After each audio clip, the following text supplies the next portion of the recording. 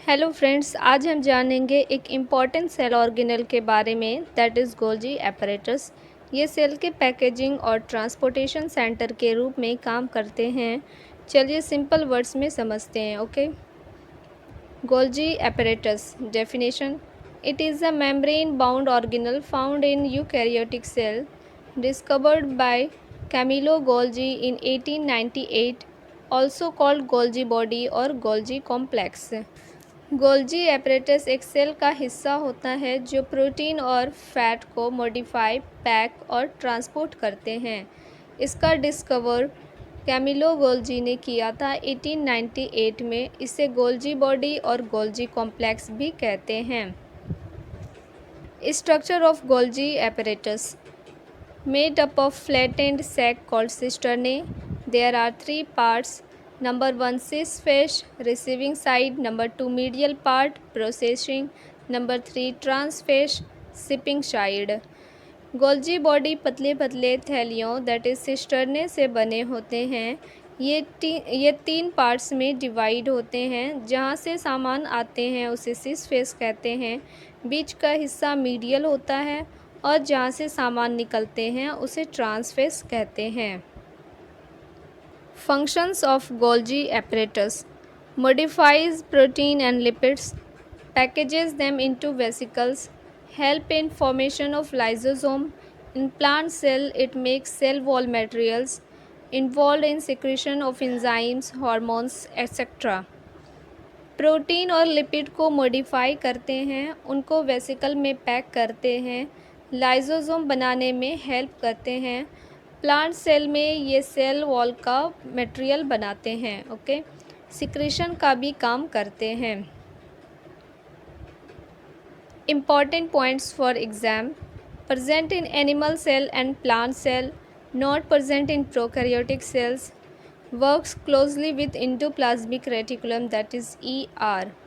ये animal cell और plant cell दोनों में प्रेजेंट होते हैं, प्रोकैरियोटिक सेल्स में एब्सेंट होते हैं। इंडोप्लाज्मिक रेटिकुलम के साथ मिलकर गोल्जी बॉडी काम करते हैं। ओके, ये गोल्जी एपरेटस का स्ट्रक्चर है। ओके, अब इसके पॉइंट्स भी हम देख लेते हैं, अच्छे से समझ लेते हैं इसके पॉइंट्स के बारे में। इनकमिंग ट्रांसपोर्ट वेसिकल, इसका क्या काम होता है ये देख लेते हैं। ये छोटी गोली जैसी स्ट्रक्चर हैं जो इंडोप्लाज्मिक रेटिकुलम से प्रोटीन लेकर आती है गोल्जी के सिस फेस पे। ओके, सिस फेस, अब सिस फेस का क्या काम है ये देख लेते हैं। ये गोल्जी एपरेटस का वो पार्ट है जहाँ से प्रोटीन या मॉलिक्यूल अंदर आते हैं। ये इंडोप्लाज्मिक रेटिकुलम के पास होते हैं। ओके, इसे हम एंट्री फेज भी कहते हैं। सिस्टर्ने के बारे में देख लेते हैं। ये फ्लैट और लेयर्ड जैसी प्लेट्स होती है, इनमें ही प्रोसेसिंग होती है। ओके, अब सिस्टर्ने के बीच का जो स्पेस है उसे हम ल्यूमेन कहते हैं। ल्यूमेन के बारे में देख लेते हैं। हर सिस्टर्ने के अंदर खाली स्पेस होती है जिसमें प्रोटीन या मॉलिक्यूल स्टोर होते हैं। मतलब ल्यूमेन के अंदर ही प्रोटीन या मॉलिक्यूल क्या होता है, प्रोसेसिंग होने के बाद स्टोर रहते हैं। ओके, फॉर्मिंग वेसिकल, इसके बारे में देख लेते हैं। ये छोटी गोलियां होती है जो ट्रांसफेस से बन रही होती है। जैसे प्रोसेसिंग के बाद पैकेट रेडी होता है। ओके, अब आता है ट्रांसफेस। ये अपोजिट साइड होती है जहाँ से प्रोसेस्ड प्रोटीन बाहर जाती है। जब प्रोटीन बन जाते हैं, पैक हो जाते हैं और अच्छे से मॉडिफाई हो जाने के बाद उसे अगर उसे बाहर करना होता है तो वो ट्रांस फेज से ही बाहर जाते हैं। ओके, ट्रांस फेज को हम एग्जिट फेज भी कहते हैं, एग्जिट पार्ट भी कहते हैं। ओके, इसके बाद सिक्रेटरी वेसिकल। ये फाइनल गोलियां होती है जो सेल के किसी और पार्ट या बाहर भेजे जाते हैं रेडी प्रोडक्ट की तरह।